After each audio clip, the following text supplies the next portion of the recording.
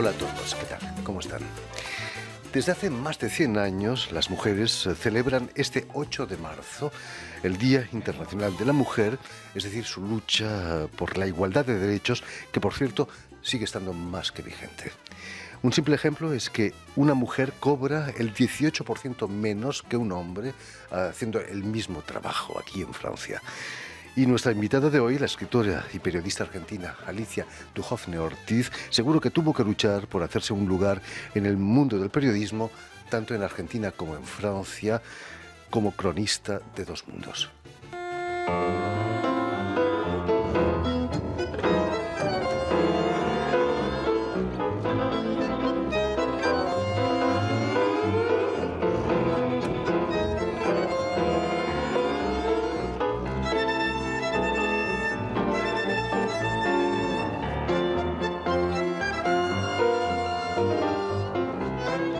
Y para hablarnos de su nuevo libro, Cronista de dos mundos, que acaba de publicar la editorial argentina Marea, y de los obstáculos quizás que ha debido franquear como mujer en su vida profesional, Alicia Duhovne Ortiz ha sido tan amable de venir de nuevo hasta nuestros estudios. Muy buenas tardes, Alicia. Buenas tardes, Jordi. Muchas gracias por invitarme tantas veces. No, gracias a ti por haber hecho el esfuerzo una vez más de venir hasta nuestros estudios.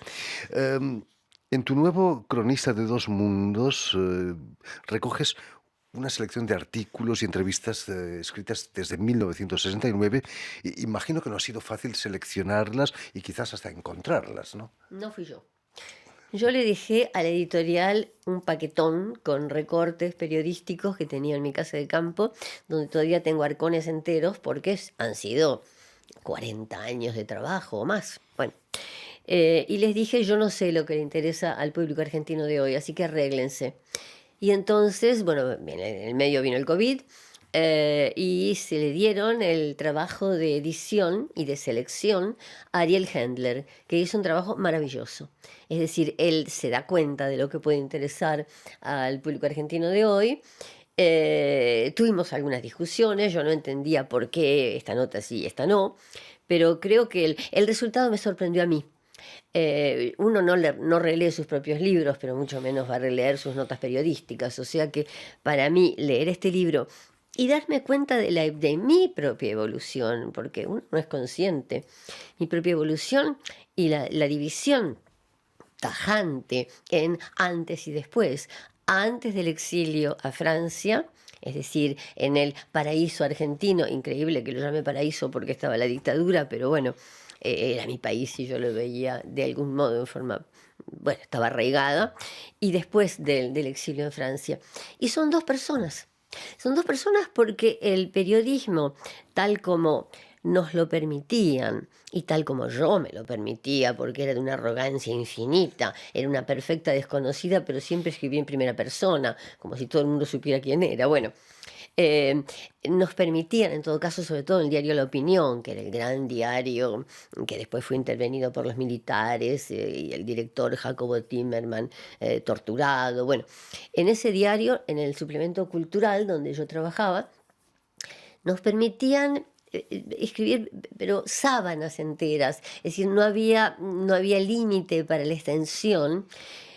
Y para mí, porque yo me tomaba la libertad, no había límite para lo que quería decir, de modo que ahí podía escribir como lo que era cuando era joven y bella, poeta.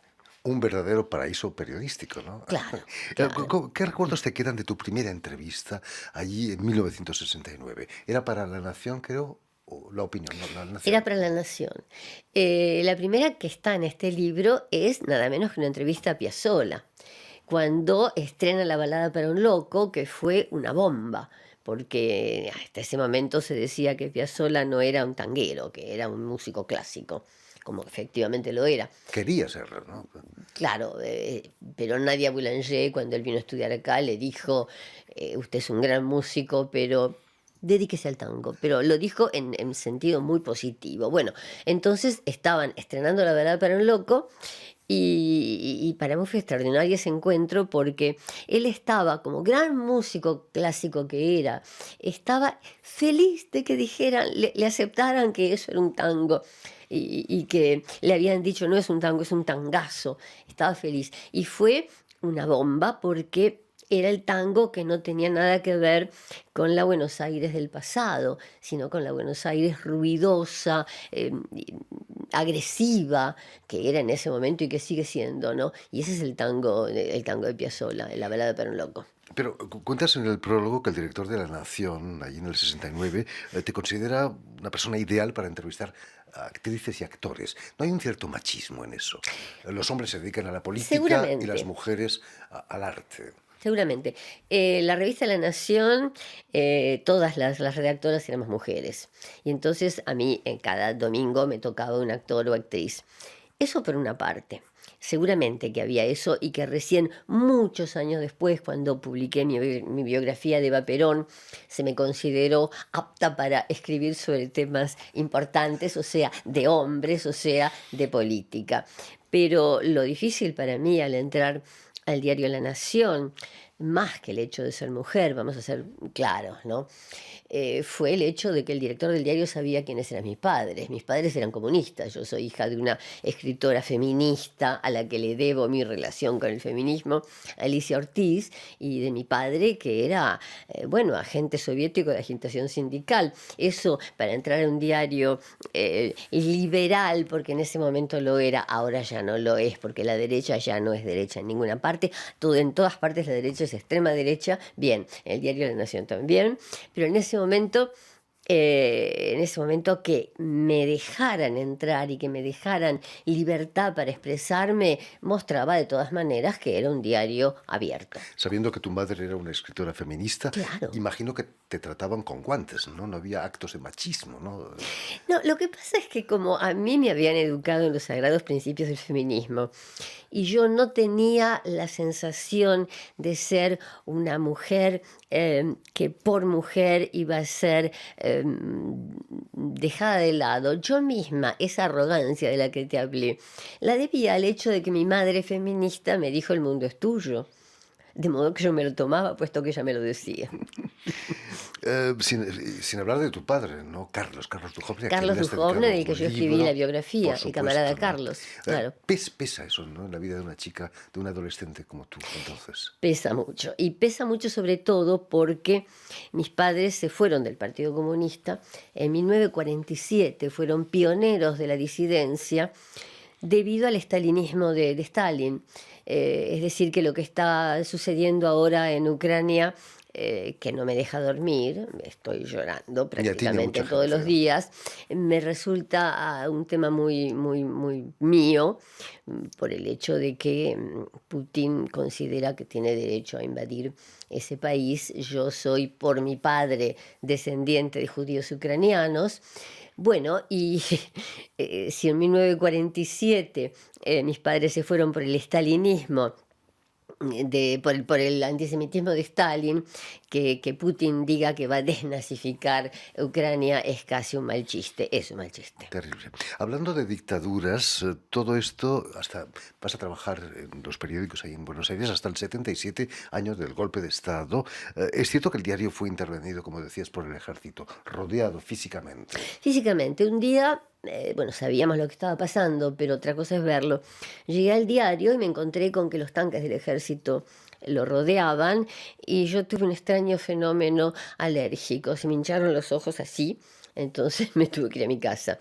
Y en ese momento me dije a mí misma, este país por el momento se terminó, ¿a dónde podemos ir? De modo que también ahí cuando veo a los que se van de Ucrania con la valijita. Bueno, yo no me fui de esa manera, no había bombas, pero había represión policial.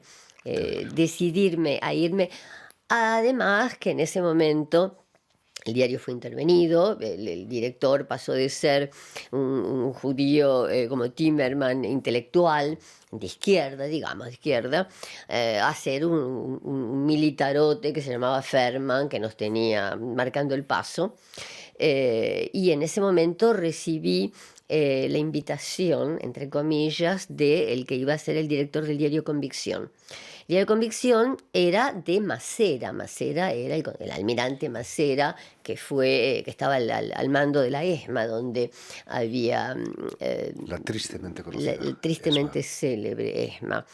Entonces nos citan algunos redactores del diario para decirnos, a mí me lo dijeron así, mano militari, usted va a trabajar en este diario sí o sí. Y en ese momento tuvo lugar una conversación única en mi vida. Este señor, que se llamaba, que en paz descanse, Hugo Ezequiel Lezama, me dijo, ¿usted es judía? Bueno, no tengo problema. Tiene una hija, espero que sea de su marido. Y después, usted en el año 1939 a mí me escribió un libro comunista intitulado La mujer en la novela rusa. Yo le digo, señor, eso lo dice el servicio de inteligencia, me dijo Lezama. Y yo le digo, mire, discúlpeme, era el servicio de estupidez, porque en ese año yo nací. Es cierto que fui un bebé brillante, pero la que escribió ese libro fue mi mamá, Alicia Ortiz. Bueno, en ese momento, y cuando él me dijo, con ese tono elegante que tenía, y usted esto en la opinión musarela quiere decir cállese la boca. En ese momento yo pensé, y después vi los tanques, me tengo que ir. Agarré a mi hija de 13 años, una bequita de la Embajada de Francia, y me vine con nada, con 2 valijitas. Además, los militares no suelen ser buenos periodistas, ¿eh? N'est-ce pas? Vas a instalarte aquí en París, donde el escritor cubano Severo Sarduy te va a proponer escribir artículos sobre literatura latinoamericana. Así Eso es. era ya subir de categoría ya, ¿no? En Le Nouvel Littéraire fue la cosa más increíble porque conocí a Severo en el bar, ¿cómo se llama? Bueno, en uno de estos bares de Saint-Germain. Y me dijo, bueno, te voy a dar notas de literatura latinoamericana. Y yo le dije, pero Severo, yo hablo francés, pero no escribo. Pero por supuesto que sí. Entonces yo hubiera escrito Turco. bueno, en catalán, por ejemplo. Es más difícil en turco que en Bueno, catalán. sí, en turco. De modo que de esa manera empecé y trabajé bastante para Le Nouvel Littéraire y después hasta en Le Monde alguna cosita. Severo Sarduy, que era un gran hombre de radio, ¿no? Trabajó mucho para Radio Francia, Así precisamente, es, para Radio Francia así es, Internacional. sí. También conociste a un gran escritor argentino que además fue académico de la lengua francesa, Héctor Bianchotti. ¿Cómo fue tu encuentro con Héctor Bianchotti? Lo fui a ver en Gallimard, en peregrinación, porque era la gran editorial francesa y porque él era el gran escritor argentino.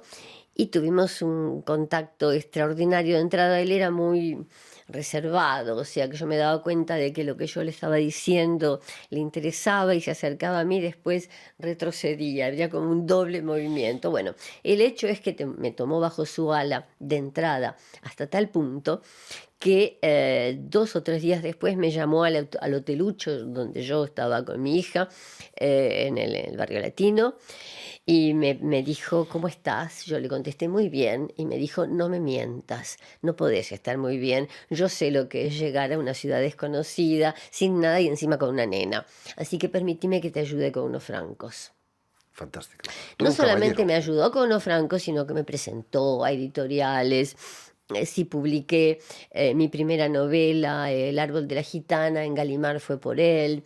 La biografía de Eva Perón se le ocurrió a él. Me llamó durante semanas, me llamaba a hablarme de Evita. Yo pensé que se había vuelto loco porque yo no soy peronista y él tampoco. Hasta que finalmente me preguntó si yo quería escribir la biografía y me di cuenta de que me estaba haciendo el gran regalo para una escritora, mujer, escritora argentina, escribir la biografía de esta mujer con la que yo tenía y sigo teniendo sentimientos encontrados políticamente, pero a la que admiro profundamente. Biografía que ha sido traducida a muchos 22 idiomas, idiomas. 22 idiomas nada Sí. menos. A partir de allí ya firmas como escritora, ¿no? Dejas un poco de ser periodista, quizás, ¿no? ¿No? Digamos que seguí hasta, no, bastante. Mi última nota que aparece en esta antología es de 2021, en Página 12, que es el diario Progre, ¿no? Pero en La Nación seguí publicando hasta el 2017. Y cada vez me permitían menos libertad, porque yo he sido un poco la niña terrible. Yo decía lo contrario de lo que decía el editorial del diario. pero hubo un momento en el que pasé la línea roja cuando escribí un libro sobre Milagro Sala. Milagro Sala, la dirigente social indígena del norte de Argentina. Ahí ya no, Recuerdo que viniste para hablarnos del libro, vine para para hablar, presentárnoslo. Pero volviendo a los años 80, Sí, fueron muy intensos políticamente aquí en París. Estoy pensando, bueno, la llegada de François Mitterrand a la claro, presidencia, claro. pero estaban los medios de comunicación Costa Cabras, Yves Montand, Simone Signoret. Imagino que los conociste, ¿no? En aquella época. A Costa Gabra sí, lo entrevisté. Que habla muy bien español, Fue por cuando cierto. él estaba, claro, cuando él estaba filmando Claire de Femme. Y ahí sentado afuera, cuando yo salí a entrevistar oficialmente a Costa Gabras, me encontré a Yves Montand muerto de sueño. Y entonces lo agarré por las solapas, le pregunté si lo podía entrevistar. Y fue una entrevista extraordinaria en la que me contó, por ejemplo, en forma muy franca: bueno, los argentinos deben saber que no es que yo no haya querido bajar en el aeropuerto para hablar con periodistas argentinos, no, lo que pasa es que estaba como ahora, me dice, muerto de sueño, con los ojos hinchados y no quería aparecer así, me pareció genial. Volvías a entrevistar a actores y actrices, Simone Mm. Signoret también, pero eran actores como muy, muy comprometidos políticamente, ¿no? Sí, sí, sí. Se ha perdido un poquito eso, ya los Eso se ha actores, perdido, sobre todo en Hollywood. claro, bueno, sí, y alguien que a uno le interese, pero tuve la suerte porque además yo seguí siempre entrevistando a poetas y a pintores. En la Argentina me ocupé mucho, no solamente de actores, sino de poetas como Juan L. Ortiz. Juan L. Ortiz, el gran poeta de Entre Ríos, que para mí fue el encuentro más importante de mi vida, ¿no? Lo entrevisté en su casita de Paraná, de la ciudad de Paraná, Muy lejos de Buenos y Aires. fue el único. Yo he conocido muchísimos poetas y la mayoría de los poetas, entre otros yo misma lo he dicho también, no, a mí no me interesa la promoción, etcétera. El único al que le he creído absolutamente es a Juan L. Ortiz, que escribía con plumín y tinta china en tiritas de papel de seda, en minúscula, como si y realmente no le interesaba que eso se leyera. Bueno, y al llegar a Francia entrevisté a, Dios mío, Alzheimer de los 15 minutos, el escritor, poeta, judío, egipcio. Ya se me va a venir. Bueno, ese fue otro encuentro extraordinario. Es decir, que yo era poeta de entrada. Ay, no puede ser que no me acuerde de su nombre. Goethe, El de los diálogos entre rabinos que no se han conocido. Edmond Javés. Edmond Javés. ¿Ves que Alzheimer es menos de 15 minutos? En menos de 5 minutos ya estuvo. Bueno, ese fue otro encuentro fundamental, tanto como Juan L. Ortiz. uno de los artículos que me ha impresionado Mm, fue tu encuentro con Elie Wiesel, el gran claro, escritor de claro. origen judío, ¿no? Eso fue en Buenos Aires. Fue, ¿qué peso tiene en tu trabajo el hecho de ser de origen judío? Hay una Sí. obligación del recuerdo, de la memoria, como, Mm. como en Elie Wiesel. Absolutamente, absolutamente. Y en él, que era hablar con él, era asomarse, tenía ojos como pozos, era asomarse a lo que él había vivido en su infancia y adolescencia en Auschwitz. De modo que claro que tiene un peso enorme. Yo soy judía por mi padre, no por mi madre. Y eso también tiene mucho peso porque es una doble identidad. Si a eso se le suma el exilio, digamos que estoy dividida en varios pedazos, ¿no? Pero el peso judío es importante porque yo siempre sentí que esa parte, la parte judía que me compone, era la que me necesitaba, la otra no. La parte española y genovesa de mi madre, bueno, vivían perfectamente sin mí, mis antepasados, quiero decir. Pero ese Samuel Duhovne y esa Sara Brun, judíos ucranianos que llegaron a las colonias judías del barón Hirsch en Entre Ríos, justamente en 1900, gracias a este varón que hizo una colonización extraordinaria para salvar a los judíos de Europa del Este de los pogrom. Claro que esa historia la tengo y la he contado y la seguiré contando. Además, has viajado a menudo a Ucrania siguiendo los pasos de tu familia, ¿no? Hice un viaje muy importante al pueblito natal de mi familia paterna, Kurilovich, al lado de una pequeña ciudad, en la región de Vinnytsia, una pequeña ciudad que se llama Mogiliev Podolsky, no lejos de de Odessa, que está siendo ferozmente bombardeada, ¿no? Y era el lugar más triste y más abandonado del mundo. Cuando llegué al pueblito, las ucranianas, todas con dientes de oro, me preguntaban qué sentía y yo no les podía contestar alivio, alivio porque mis abuelos se fueron de este lugar para huir de siglos de pogrom y se salvaron de los nazis que llegaron en el 42, ¿no? Todos esos pueblitos cuando fui con el viejito que era el director del Museo del Holocausto de Mogiliev Podolsky, íbamos en un taxi destartalado, pues un lugar muy, muy pobre, y me dijo, bueno, estamos yendo con este taxi por una carreta, por un camino de campo sobre fosas comunes que no han sido nunca abiertas. Y por supuesto que había complicidad de los campesinos ucranianos, que por un par de botas de los judíos ayudaban a llenar esas fosas comunes mal llenadas, de modo que se movían durante varios días porque no todos los que arrojaban ahí era la Shoah por balas, estaban muertos. Bueno, por supuesto que hubo eso, y por supuesto que hubo también, estoy hablando de Ucrania, de lo que está pasando en Ucrania de hoy, ¿no?